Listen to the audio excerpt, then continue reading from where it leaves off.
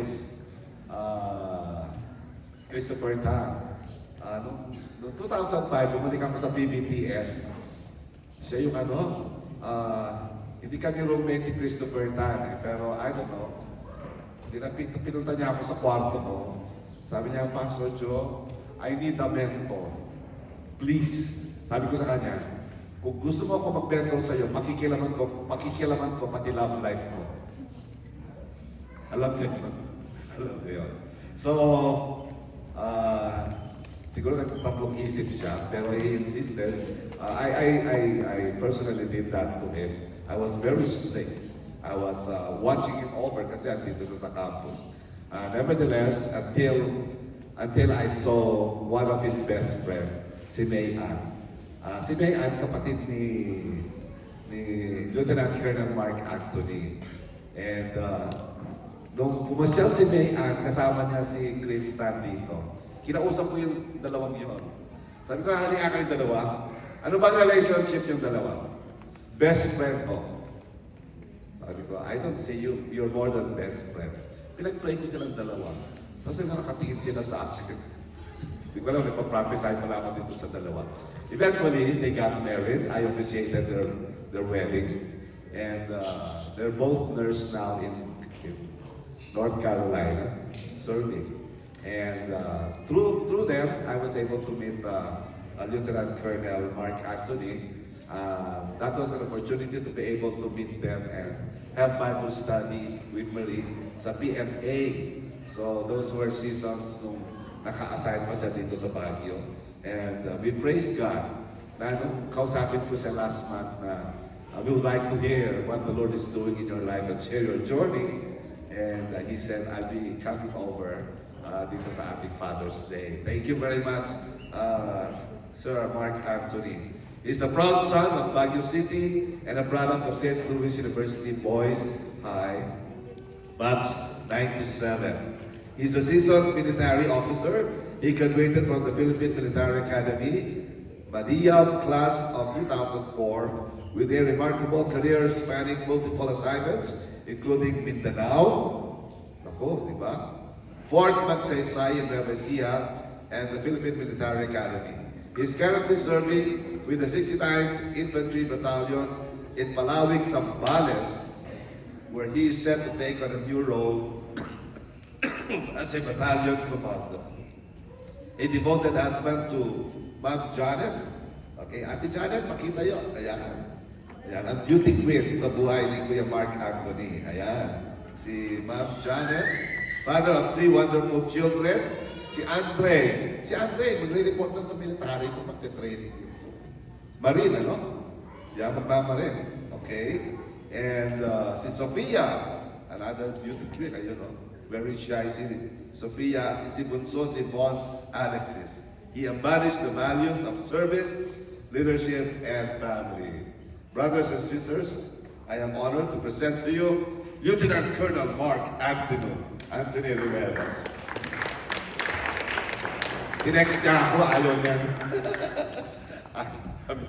Sabi niya sa akin, Pastor Joe, wala ko introduce. A very humble man. Thank you very much.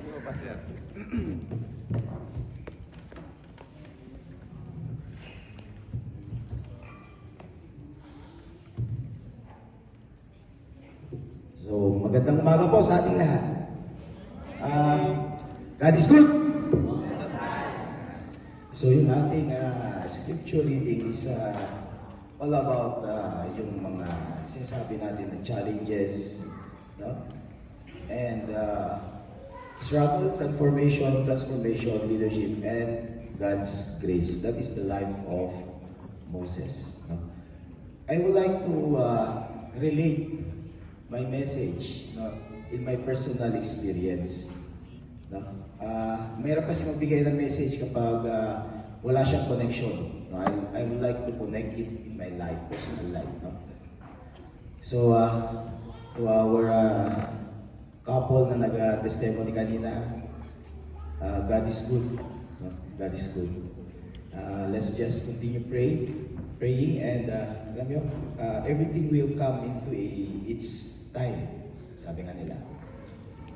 So, before we start, I would like to start with a little prayer, a simple prayer. So let's bow down our heads and let's pray. Heavenly Father, thank you for gathering us here today in your presence. As I share the story of how you have worked in my life, I pray that I pray that may glorify you and touch the hearts of those who hear it. Use my words, Lord, to bring encouragement, hope, and reminder of your amazing grace.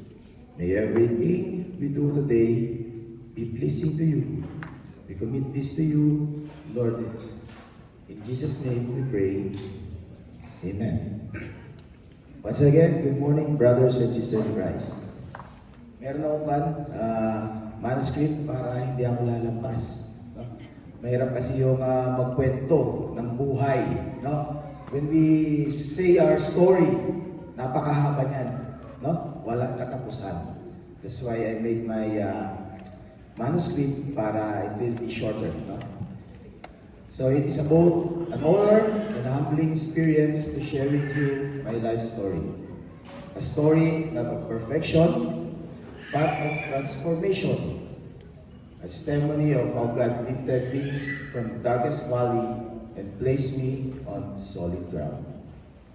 May initial na po nabanggit si Pastor Joe bakit kami nagkakilala. At alam na alam ni Pastor Joe ano yung life story namin as a family. So my life before I accepted Jesus Christ as my Lord and Savior was chaotic. Mix of vices, selfishness, and worldly pleasures. I was driven by the lust of flesh, failed to understand the responsibilities of being a husband and a father. At home, our marriage was constantly on the rocks. We were close to getting a divorce. We failed to grasp how deeply this was affecting our children. My sense of right and wrong was blurred.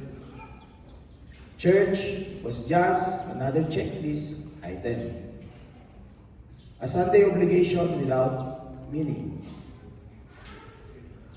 Most Sundays were spent on leisure, not worship. Quarrels, misunderstanding with my wife was a routine occurrence. That was our normal. Then came the turning point. There was a moment, a painful and eye-opening moment, when I realized that I was a sinner. That I had failed not just myself, but my wife, my children, and most of all, God. My family was falling apart.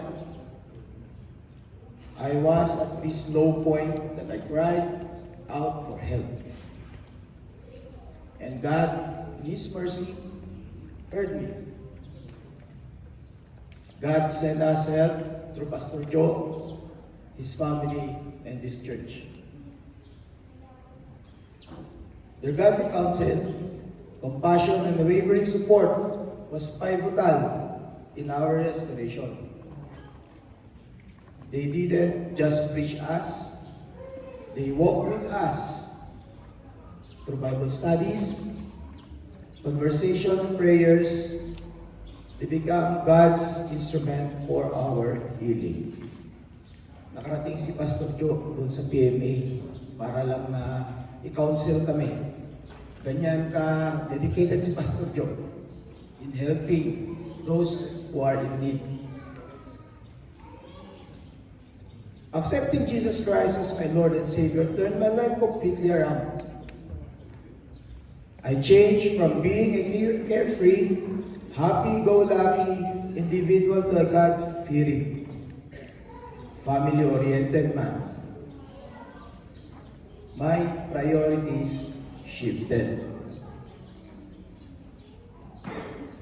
From someone who ran from responsibility, I became someone who embraced it.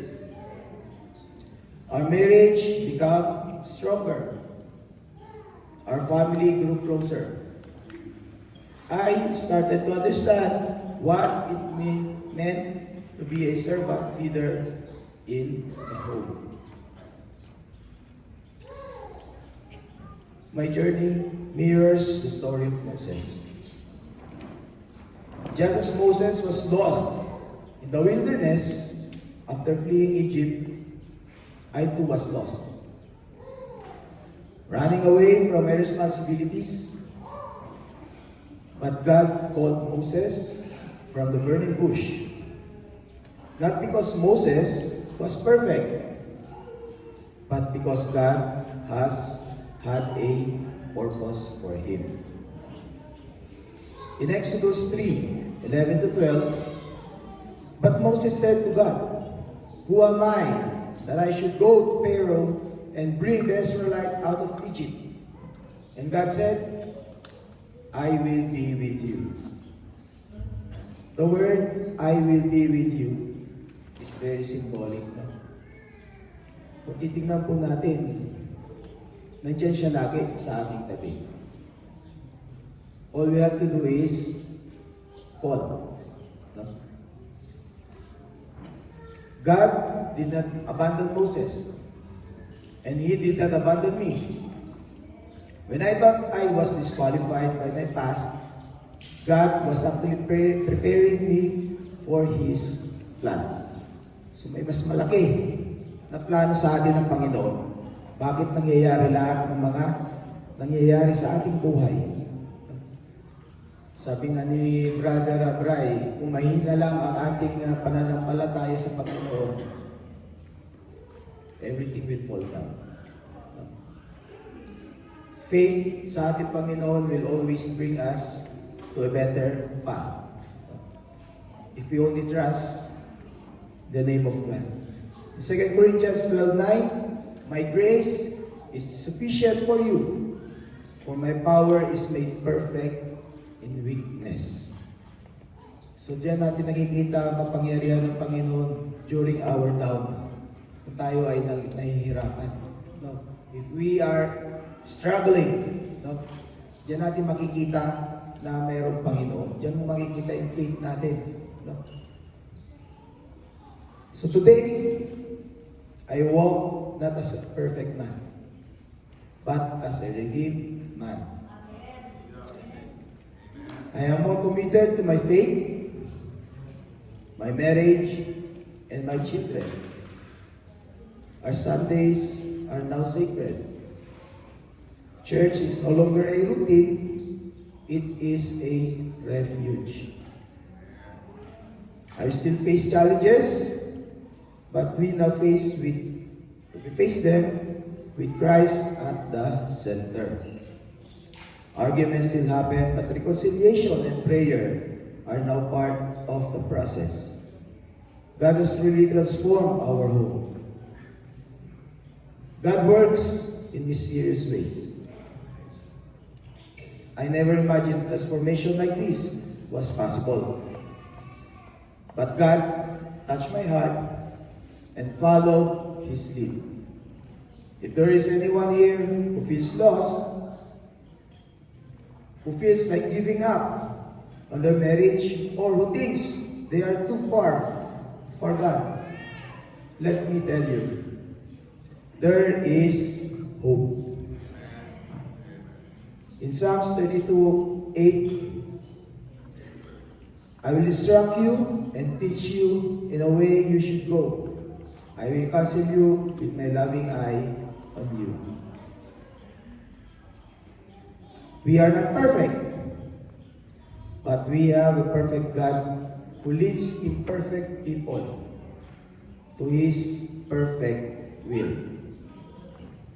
So my story is not special because of me. It is special because of Him. So sabi ko nga, marami na pagsubok ang dumaan sa aming pamilya. No? We lost our mother, we lost our father, no? Pero hindi siya naging burden para sa amin. Why? Because we know that our parents are now in good hands. Parang video na. Video ba yan? You're in good hands. So, hindi tayo perfect. No? We are not perfect. Our family, no? Hindi natin ina-expect na ganito, ganyan. But if we trust in the Lord God, we put our faith in our Lord God, everything will go its in right path. Sabi nga, God works in mysterious ways. So everything that happens to us now will always have a purpose. With that, saglit lang yung aking i-share, no? Kasi sabihin ko, if I make it long, wala na makikinig sa akin, no? So, lahat yan matutulog na, no? Yung short message, kahit konting ka lang yan, I hope na pumasok yan sa ating puso at isipan, no? Lagi po natin tatandaan na lahat ng ating gagawin, lagi po nating ilagay ang Panginoon sa gitna. Wala po tayong magiging success sa ating ginagawa kung wala ang Panginoon. And I proved that. I will not be here speaking to you in front of you right now if I don't have God in my heart. During my younger days as a lieutenant, I was assigned in Mindanao, and during that time, dyan po yung kaguluhan. No? Marami na mamatay, and that was 2008, 2009 when war broke out in Mindanao. We were the first frontliners during that time. Marami pong nangyari na masasabi ko mysterious. Okay?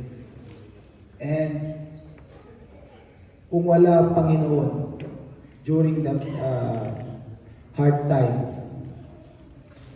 wala po ako dito ngayon. No? I see to it na every time I go on operation, nagdadasal po kami. Hindi po nawawala ang pagdadasal when we go to operation. And that alone saved all my men. No? 90 plus of my men were saved during that time. 9 months of combat operation. Kaya sabi ko, God works in mysterious ways. No? Hindi natin kailangan ng mga anting-anting. Panginoon lang ang anting-anting natin. Okay? Kaya sabi ko nga, yung life natin has a purpose. Sa lahat ng mga talks na ginawa ko, ito yung pinakamahirap. Sa totoo lang po. Ang hirap pong i-share yung life experience po natin sa lahat ng kasama natin dito dahil each and every one of us has his own story to tell. No? Meron po tayong kwento na kaya nating i-share sa lahat. No? That will be an inspiration to each and every one of us right now. But what I would like to say and share to you, na ang Panginoon ay napakabuti. Napakabuti ng Panginoon. Maging sinner ka man, non-believer ka man, no? Hindi ka niya tatalikuran. Nandyan po siya lagi sa atin. All we have to do is, sa panahon niya, text, no? We have to call Him through prayers. No? And what will make you go closer to God, kailangan meron tayong mga prayer warriors or mentors.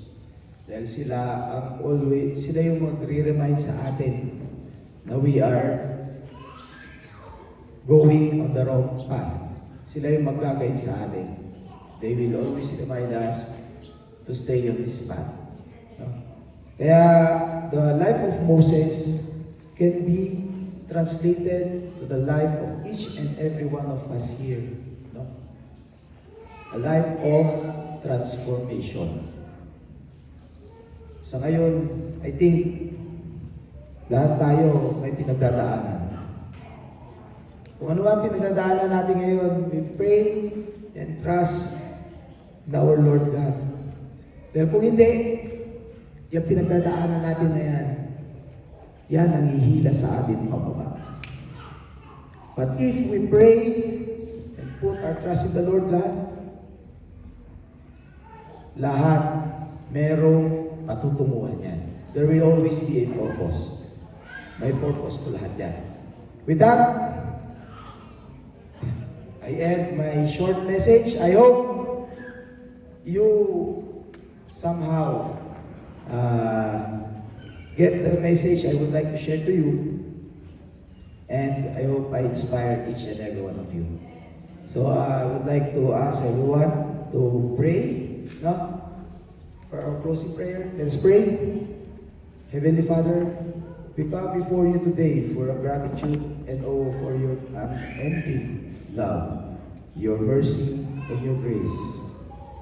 Thank God, thank you, Lord, for the story you are writing in each of our lives.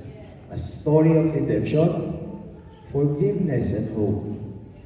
Thank you for lifting us from our brokenness, showing us the beauty of life. Live with you at the center. Thank you for restoring relationships, healing wounded hearts, and giving you purpose to those who seek you. Lord, I pray that my testimony today will not just be words spoken, but a seed planted in hearts of hope of those who heard it. May it remind us all that no one is too far gone. To God, to your love reaches even the darkest corner, and that your light never fades. Continue to guide us, O God. Help us to walk in your ways, to trust in your plans, and to glorify you in everything we do. Strengthen our families, deepen our faith, and mold our hearts to more like yours. We love you, Lord, and we entrust everything into your hands. All glory, honor, and praise belong to you alone. In Jesus' mighty name we pray. Amen. Amen. Praise God. Hallelujah. Gusto mo na, Kuya Mark.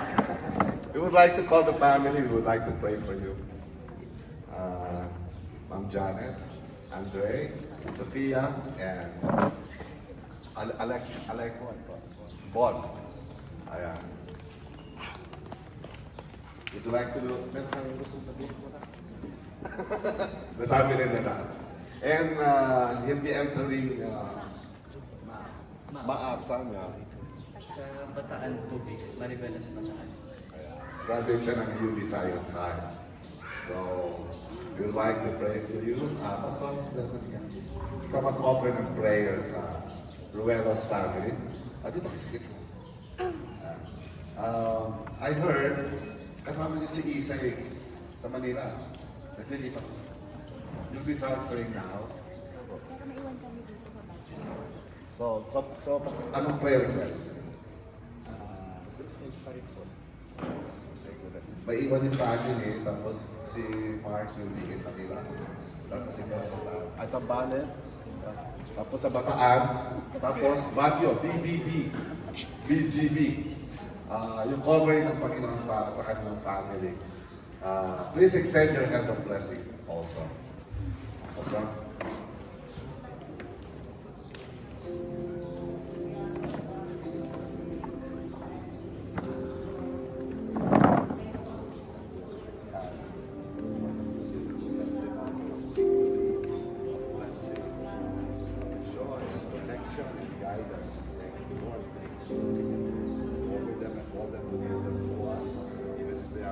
Distance from each other, but you continue to hold them and bond them together in the land of love, peace, and covering to their spirits in the journey to the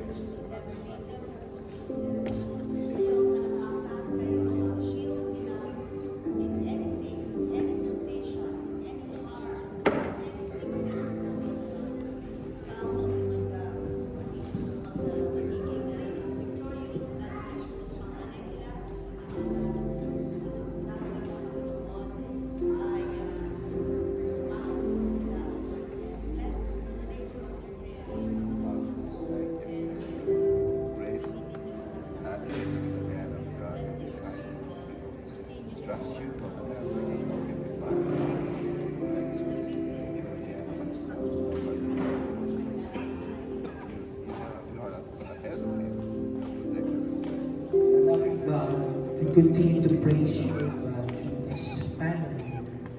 Thank you, Lord, for not abandoning them despite of everything that they have done. You are there. Thank you. That, Lord, it only shows that you have a plan, Lord, for all of us, oh God, even in this season, oh God. And that purpose of yours, oh God, salamat, Panginoon, dahil napakabuti mo, Panginoon, sa bawat isa. Salamat, Panginoon, dahil yung purpose mo sa mga Panginoon ay patuloy mo pinapatamasang na Panginoon na ang iyong kabutihan ay magpakailanman, Panginoon. Salamat din, Lord, dahil through them, Panginoon, ay mas lalo ka namin nakikilala, Panginoon. That our hope, Panginoon, only from you, God, comes from you, Lord. Thank you, Lord, dahil perfectness na, Panginoon, hindi pala galing ito sa mga gawa natin, Panginoon. Ito'y galing sa iyo, Panginoon Diyos. Dahil ikaw ang perfect Father, O God. Thank you, Lord, dahil yung mga plan ng Panginoon sa bawat sasaknan, sa kanyang pamilya, sa kanyang pamilya, Panginoon, Brother Mark, Panginoon, ay sila, Panginoon, ay gagamitin, Panginoon, as a salt and light to the place that you will bring them, Panginoon. Lord, mag-overflow ng Panginoon ang blessings mo sa kanila, Panginoon Diyos. Not only in materials, O God, but also, Lord, O God, in their spiritual life, Lord, that people will see your goodness, your faithfulness through this family, Lord. Make them shine, Panginoon, sa mga taong makikilala ng Panginoon. Allow them, Panginoon, to explore, O God, the beauty of your creation, the beauty of your plan, and the beauty of your love to them, Lord. Talahin ko rin po, Panginoon, ang mga kabataan ito, Panginoon, mula sa panganay hanggang sa bunso, Panginoon. Lord, mag-excel sila, Panginoon, sa kanilang studies, O God. Mag-excel sila, Panginoon, sa kanilang relationship nila sa iyo, Lord. At mag-excel din sila, Panginoon, sa kanilang obedient, Lord, sa kanilang mga parents, O God. Continue to protect them wherever they go. Continue to prosper them, Panginoon. And continue to be with them. Thank you, God, and we lift them up to you, God. In Jesus' name we pray. Amen and amen. God. Thank you very much. Let's give a clap offering to the Lord. Talagang man of words, no? We thank you being able to stand here and share God's word. Maraming salamat. God's point man, ang tawag mo kay Kuya Mark. Maraming salamat for inspiring us today. Kuya Bob prepared a video presentation because today is Father's Day. Okay? Watch this.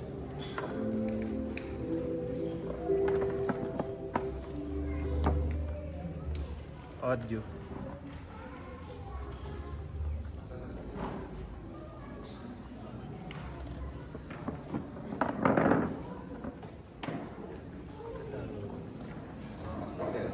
Ayan.